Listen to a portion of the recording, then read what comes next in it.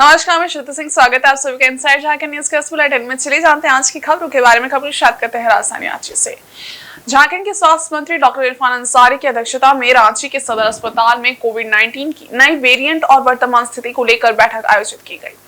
उन्होंने बैठक में एहतियात बरतने के लिए गाइडलाइन जारी करते हुए सदर अस्पताल में बनाए गए आइसोलेशन वार्ड का निरीक्षण किया।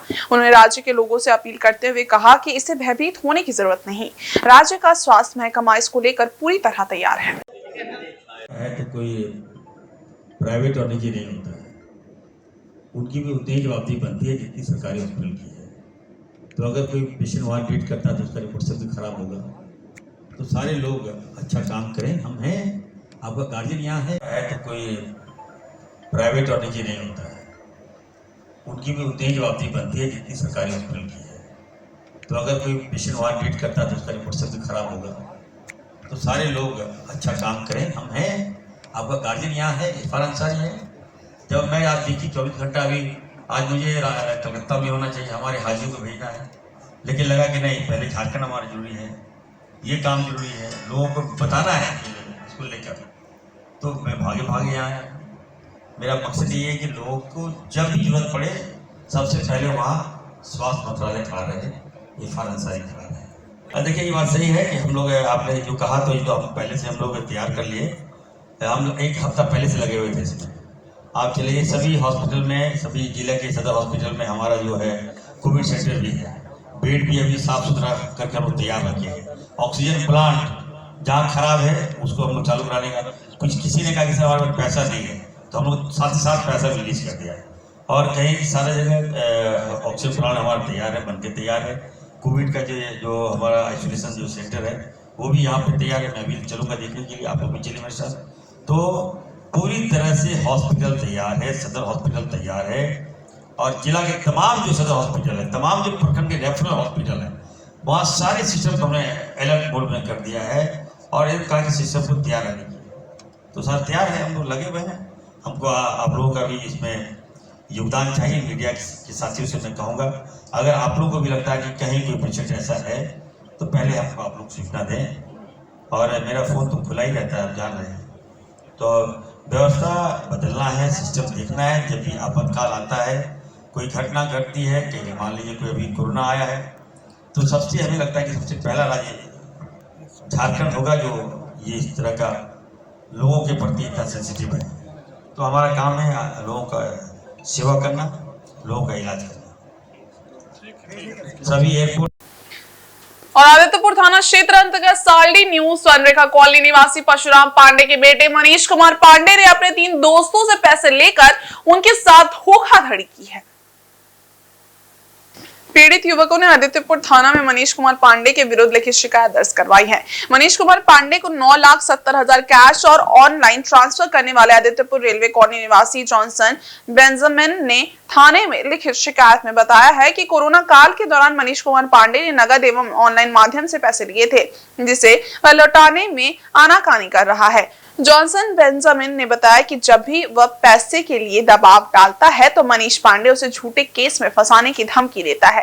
पीड़ित युवक ने थाने में लिखित शिकायत कर न्याय की गुहार लगाई है। वहीं आरआईटी थाना क्षेत्र रायडी बस्ती निवासी विजय कुमार ने भी थाने में लिखित शिकायत की है, जिसमें उसने बताया कि मनीष पांडे ने 3 साल पहले 40,000 उधार लिए थे, जो 1 साल में लौटाने की बात कही थी। 3 साल बीत जाने के बाद भी वह पैसे नहीं लौटा रहा है।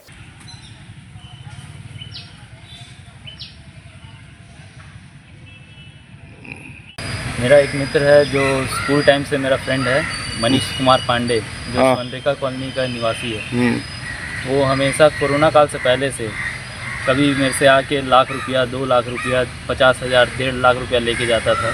घर में परिस्थिति ख़राब है आर्थिक रूप से, कि मम्मी का तबीयत ख़राब है, बहन का ऑपरेशन कराना है, बहन का तबीयत ख़राब हो गया है, ऐसे बोल बोल के हमेशा आके उनसे कभी 10,000, 20,000, 50,000, लाख रुपया तक लेके जाता था। कभी ऐसा भी होता था कि आके अपना सोना का चेन रख के पैसा लेके जाता था कि भाई गिरवी रखो और मेरे को पैसा दो। तो हर बार उसको मदद करते हुए मेरा आज के डेट पे उसके पास में 9,70,000 रुपया है। और कोरोना काल से पहले से उसको जब हम पूछते थे कि भाई पैसा कब लौटाओगे, कब देना है पैसा, तो अगले महीना दे देंगे, 6 महीना में देंगे, 3 महीना में देंगे बोल के हर बार मुझे टालता था और आज के डेट पे मेरा 6 साल से पैसा उसके पास में है, 1 रुपया मुझे लौटाने का नाम नहीं ले रहे। बहुत परेशान हो गए, हमको लास्ट में लीगल कार्रवाई पे आना पड़ा। सरायकेला जिले के कपाली ओपी क्षेत्र अंतर्गत कमार गोड़ा के रहने वाले विशाल कर्मकार नामक युवक से कुछ स्थानीय युवकों द्वारा मारपीट कर जबरन मोबाइल छीनने का प्रयास किया गया।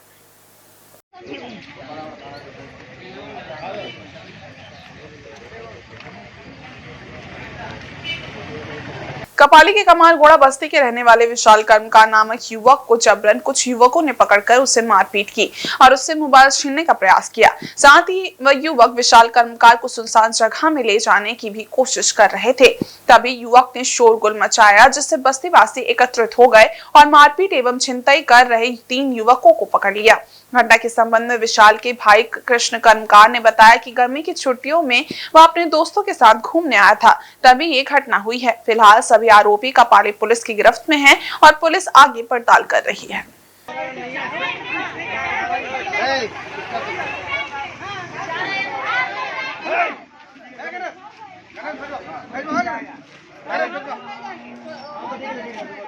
घटना ऐसे हुआ कि सर मतलब भाई लोग हॉस्टल में पढ़ता है, ठीक है, और लोगों ने आया था हॉस्टल से गर्मी छुट्टी के कारण। तो आने का कारण यह है कि वो लोग घूमने थोड़ा सा दोस्त लोगों के चलिए, बच्चे चलिए 4 जन, वो लोगों चलिए थोड़े जंगल इलाका में। जाने के बाद फिर ऐसा हुआ कि ये लोगों 6-7 जन लड़का था, आया बोला कि क्या करा तुम लोगों, तो बोल रहे नहीं हम लोग घूमने फिरना है। तो बोला कि मोबाइल है, तो बोलता मोबाइल है, तो बोलता दिखाओ मोबाइल। तो उसी कारण बच्चा बोला हम मोबाइल कह देंगे, आपको जानते नहीं। तो उसी में बच्चा को मतलब कॉलर वॉलर में पकड़ा, मोबाइल ज़बरदस्ती छीन लिया, ठीक है। उसके बाद 3 लड़का था जो कि इसको मारने का मार रहा था। उस टाइम 3 लड़का भाग गया डर से। उसके बाद हम लोगों को फ़ोन किया मेरा भाई, ये बोला भैया ऐसे ऐसे बात है, आइए थोड़ा, कोई लड़का आपका भाई को उठा के लेके चली गया। उस टाइम हम लोग पहुँचे 5-6 जन। उसके बाद ये तो देखे कि भाई को पूरा मार के पूरा गिरा दिया, छोड़ नहीं रहा था, घसीट के लेके जा रहा था। उसके बाद हम लोग गए तो छुड़ा के लेके आए। उठा के कहाँ ले गया था? उधर फॉरेस्ट तरफ लेके जा रहा था, हम लोग जल्दी पहुँच गए।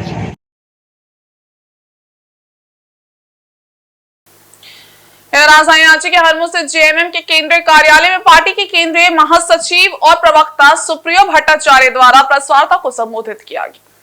सुप्रियो भट्टाचार्य ने केंद्र सरकार पर सवाल उठाते हुए कहा कि ऑपरेशन सिंदूर के बाद भारतीय परंपरा के अनुसार सर्वदलीय बैठक बुलानी चाहिए थी, लेकिन बैठक नहीं बुलाया गया। भारत से विदेशों में प्रतिनिधिमंडल पहुंचे और क्या क्या बात हुई, ये राज्यसभा एवं लोकसभा के सदस्य के बीच साझा करनी चाहिए थी। उन्होंने कहा कि देश में ऑपरेशन सिंदूर होता है तो अमेरिका कौन होता है सीज फायर की पैरवी करने वाला। उन्होंने कहा कि भारत सरकार के साथ देश का हर राजनीतिक दल खड़ा है, लेकिन भारत सरकार को हर राजनीतिक दल और देश को बताना चाहिए कि यथार्थ क्या है। तो हम अमेरिका कौन होता है कि सीज फायर की बात करें?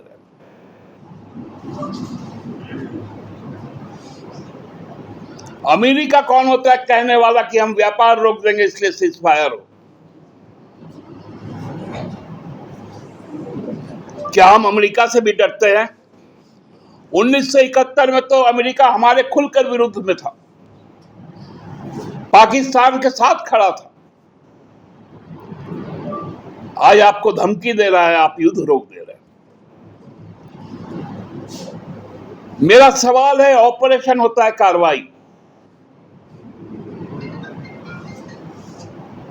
ऑपरेशन सिंदूर आतंकी ठिकानों का खात्मा था, इसमें सीज फायर कहां से आया? सीज फायर तो युद्ध के समय होता है,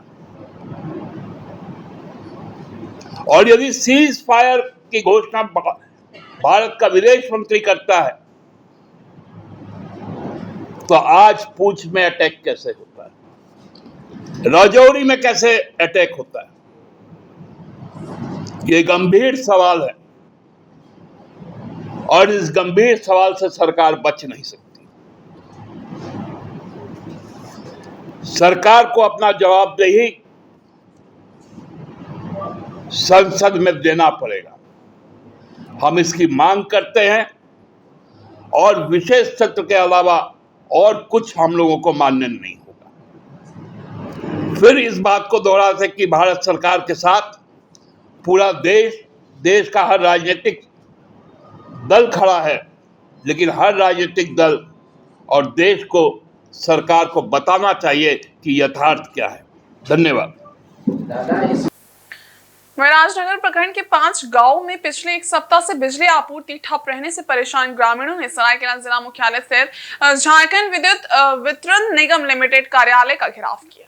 प्रदर्शन का नेतृत्व सामाजिक कार्यकर्ता अश्विनी कुमार प्रधान ने किया। प्रदर्शनकारियों में बड़ी संख्या में छात्र, बुजुर्ग, महिलाएं और ग्रामीण शामिल थे। अश्विनी प्रधान ने बताया कि भीषण गर्मी में बिजली नहीं रहने से ग्रामीणों का जीवन संकट में है। पंखा, कूलर नहीं चल पा रहा है और रातों को अंधेरे में रहना पड़ रहा है। उन्होंने आरोप लगाया कि विभागीय लापरवाही और समन्वयहीनता के कारण गांवों को बिजली नहीं मिल पा रही है। जब इस समस्या को लेकर बिजली मिस्त्रियों से बात की गई तो कोई राजनगर भेजता है, कोई गम्हरिया। ग्रामीण इस भ्रम में कई दिनों से इधर उधर भटक रहे हैं। इस समस्या का समाधान निकालने और अपने दुख दर्द को सुनाने के लिए आज सैकड़ों ग्रामीणों के साथ JBVNL के कार्यपालक अभियंता से मुलाकात के लिए गुड़ियाडी कार्यालय पहुंचे हैं। ग्रामीणों ने चेतावनी दी कि यदि जल समस्या का समाधान नहीं किया गया तो उग्र आंदोलन किया जाएगा।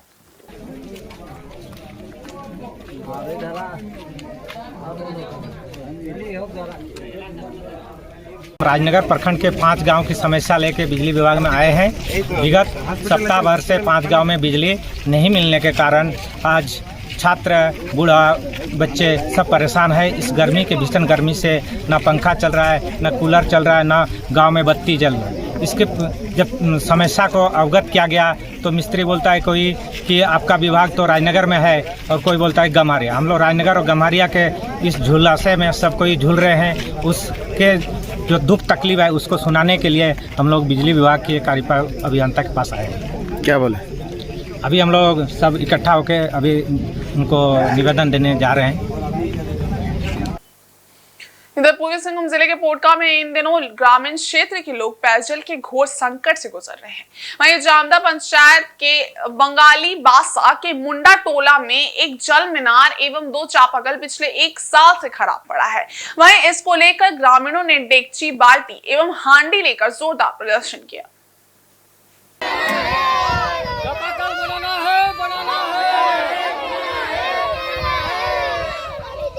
खासकर महिलाओं को सुबह से ही पेयजल के लिए यहाँ वहां भटकना पड़ता है। वहीं ग्रामीणों ने कहा कि जल मीनार का मोटर 1 साल पहले चोट निकाल कर ले गए, मगर अब तक जल मीनार की मरम्मत नहीं हो पाई। साथ ही चापाकल भी खराब पड़ा है। वहीं इस रास्ते से दर्जनों छात्र कई विद्यालय में पढ़ने के लिए गुजरते हैं, मगर पेयजल उन्हें नहीं मिल पाता है, जिसके कारण छात्र छात्राएं काफी परेशान रहते हैं। वहीं प्रतिमा केवाट ने कहा कि हमें काफी दिक्कत होती है। मेहमान आने पर शर्मिंदगी महसूस होती है कि हमें पेयजल के लिए आधा किलोमीटर जाना पड़ता है। साथ ही साथ बर्तन धोने के लिए आदि कार्य के लिए तालाब के पानी पर आश्रित रहना पड़ता है। वहीं ग्रामीणों ने कहा कि जल्द से जल्द यदि जल मीनार एवं चापाकल की मरम्मत नहीं होती है तो प्रखंड कार्यालय में जोरदार प्रदर्शन करने के लिए बाध्य होंगे। में 2 चापाकल खराब है और 1 जल मीनार खराब है। हम लोग तालाब से पानी लाने के लिए, धोने के लिए लाते हैं और दूर में जाते हैं, पीने का पानी लाते हैं।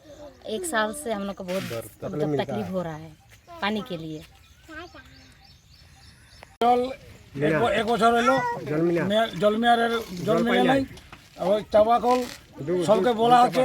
আর 1 নম্বর হচ্ছে কি আমার বউ জলসাইয়া ছিল আর এখনো আছে, লেকিন জলসাইয়ের কোনো এখানে ইজ্জত নাই। মানে জলসাইয়া থাকি করিও জলসাইয়াকে কোনো ভ্যালু নাই।